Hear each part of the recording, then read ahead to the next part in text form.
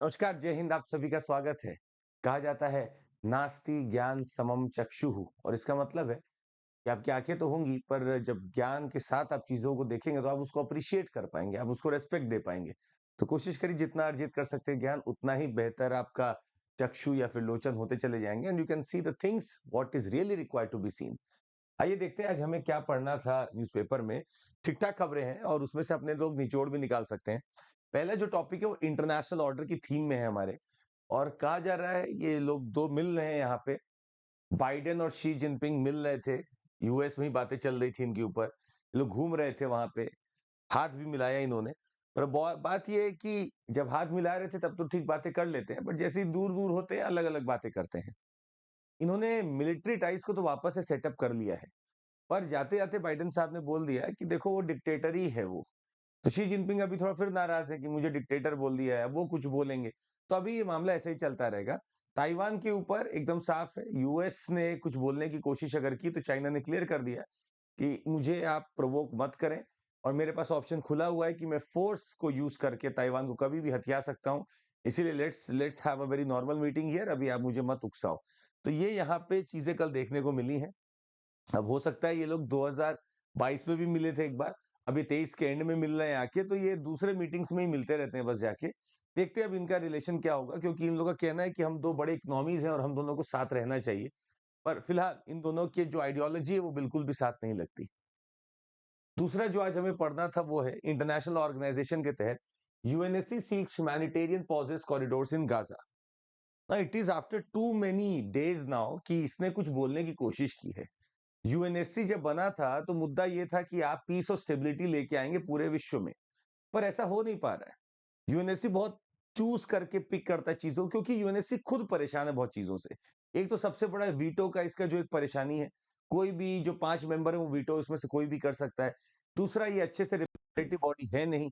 तीसरा, ये बहुत डोमिनेटेड है कोई एक लॉबी से, इसीलिए यहाँ पे कोई अच्छी चीजें नहीं बन पाती हैं। हालाँकि उसने बोला तो है, बहुत दिन बाद बोला है कि एक ह्यूमैनिटेरियन कॉरिडोर बनाओ, एक वहाँ पे पॉज़ लेके आओ, पर इज़राइल ने साफ कर दिया है, और यहाँ पे इज़राइल की एक बात तो देखनी पड़ेगी कि उसने साफ किया कि जब तक मेरे सारे हॉस्टेजेस नहीं छूट जाते, मैं ये वॉर को नहीं रोकने वाला। ये साफ इज़राइल की तरफ से आया है।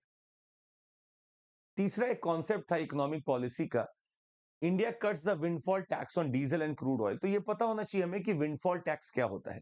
कुछ ऐसी चीज़ों पे टैक्स लगाया जाता है, जिन चीज़ों में आपने पैसा तो कमाया है, पर इसमें आपको कोई मेहनत नहीं करनी पड़ी। जब इन्फ्लेशन बढ़ रहा होता है बहुत तेज़ी से, तो अपने आप प्राइसेज़ बढ़ती हैं, तो अपने आप प्रॉफिट्स बढ़ते हैं कुछ लोगों के, तो उसके ऊपर टैक्स लगा दिया जाता है, ताकि आप जो बेमतलब का, जो अनप्रेसिडेंटेड है या फिर जो अनएक्सपेक्टेड जो गेन हो रहा है आपका, उस पे मैं टैक्स लगाना चाहता हूँ, उसको विंडफॉल टैक्स कहते हैं। इसमें आपकी कोई मेहनत नहीं है, ये अपने आप एक नॉर्मल रूटीन में हुआ या एबनॉर्मल रूटीन में हुआ, इसमें आपकी कोई मेहनत नहीं थी, इसलिए इस पे टैक्स लगाया जाता है। रिजिजू टू अटेंड मुइज़ुज़ इनॉग्रल इन मालदीव्स।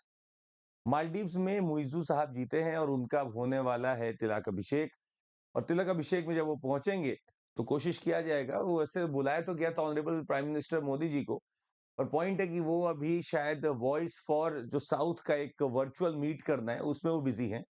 तो ये भाई साहब जाएंगे वहां पे, और ये जाके अटेंड करके आएंगे। That shows that India Maldives relation अपना रखना चाहती है बढ़िया सा।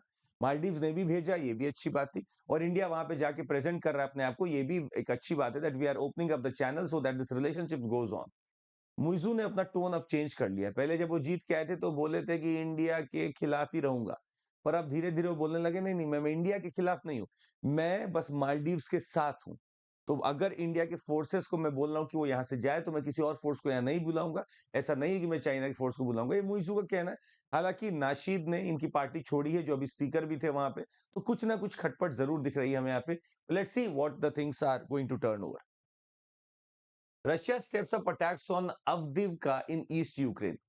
हमें यहाँ पे लोकेशन देखना होगा अवदिव्का का। अवदिव्का अगर आप देखेंगे तो एकदम ईस्टर्न पार्ट जब होता है, तो आप ऊपर से आते हैं बखमुत है, और नीचे आप आते चले जाएंगे तो अवदिव्का आपको दिखेगा। हम लोग इसको यूपीएससी अनस्टॉपेबल्स पे अच्छे से लोकेशन करके देखेंगे तो आपको बेहतर समझ में आएगा। तो जरूर वहां पे आइएगा यूपीएससी अनस्टॉपेबल्स चैनल पे, और वहां देखेंगे अपना कंप्लीट एनालिसिस। साथ ही में टेलीग्राम ग्रुप ज्वाइन कर लीजिए, कुछ लोग नहीं किए। चंद्रमौली SIR ग्रुप का नाम है, आप उसको ज्वाइन कर लीजिए। अनइम्पेंडेड फ्रीडम ऑफ नेविगेशन राजनाथ। देखिए, आपको पहली भविष्यवाणी की थी कि राजनाथ सिंह वहां जाएंगे, और वो कहाँ गए हुए हैं? आसियान की डिफेंस मिनिस्टर्स मीटिंग चल रही है। हमने आपको यही बोला था कि वो यही बोल के आएंगे कि नेविगेशन फ्री होना चाहिए। देख लीजिए, यही आ गया। Unimpeded freedom of navigation is vital. और कोई मुद्दा ही नहीं है हमारा आसियान में जाने का। मुद्दा ही ये है कि हम नेविगेशन फ्री बार बार बोलते हैं, और हम किसको बोलना चाहते हैं बार बार? चाइना को। तो UN clause, United Nation convention the law of the seas के तहत हम चाहते हैं कि जैसा ट्रेड हो सकता है, नेविगेशन वैसा ही फ्री होना चाहिए। और इस लॉ के बारे में हम बेहतर समझेंगे अभी यूपीएससी अनस्टॉपेबल्स पे। पर बहरहाल आप देख लीजिए, भविष्यवाणी जो हम लोग कर सकते हैं वो सही हो सकती है। मतलब हम और आप जो मिलकर करते हैं वो सही हो सकती है। How was the first vaccine for chikungunya approved? अब इसका नाम सोचिए, इस पूरे पेपर में ढूंढा, ये लोग नाम नहीं सही से दे पा रहे थे। Then I went on to find out. इसका नाम भी बढ़िया सा है, इक्शिक करके नाम है इसका। और ये अप्रूव कर दी गई, चिकनगुनिया की पहली वैक्सीन है। तो अब हमें एक डेवलपमेंट में फायदा मिल रहा है। चिकनगुनिया में भी, फिर डेंगी, फिर भी हो सकता है जीका, और इन सब के लिए धीरे धीरे अब हमारे पास वैक्सीन आती चली जाएगी। A good breakthrough that has been brought about. और ये सब पॉसिबल इसलिए हो पाया क्योंकि कोविड की वैक्सीन बन पाई थी, इसलिए बड़ा इंपॉर्टेंट है हमारे लिए। जरूर इसको हम लोग अभी पढ़ेंगे। हेल्थ का मेरा टॉपिक है। और आज का लास्ट टॉपिक जो हमें पढ़ना था वो था, should elections be state funded? क्या इलेक्शंस को स्टेट फंडेड करना चाहिए? लोगों को अपना पैसा नहीं लगाना चाहिए, स्टेट फंडिंग होना चाहिए ताकि सारे लोग एक ही पटल पे रहें? क्या ऐसा होना चाहिए? आइए इसके ऊपर चर्चा करते हैं बहुत अच्छे से, क्योंकि बड़ा इंपॉर्टेंट ये टॉपिक हो गया इस बार के लिए। 2024 का जो इलेक्शन होना है वो ना जाने कितने ही पैसे खर्च करेगा। 19 वाला अभी तक का सबसे महंगा इलेक्शन रहा है किसी भी देश के लिए। लगभग 55 से 60 हजार करोड़ रुपए खर्च हुए हैं उस इलेक्शन में।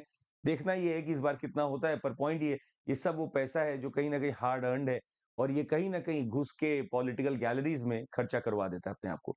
This will study. आइए मिलेंगे यूपीएससी अनस्टॉपेबल से बस थोड़ी देर में, और इस पर चर्चा करेंगे। तब तक के लिए आपसे विदा लेते हैं, और आपको बता दें, निरंतरता ही सफलता की कुंजी है। जो निरंतर है वही सफल है। आपको बस निरंतर रहना, सफलता आएगी। Thank you so much, take care, जय हिंद, बाय बाय।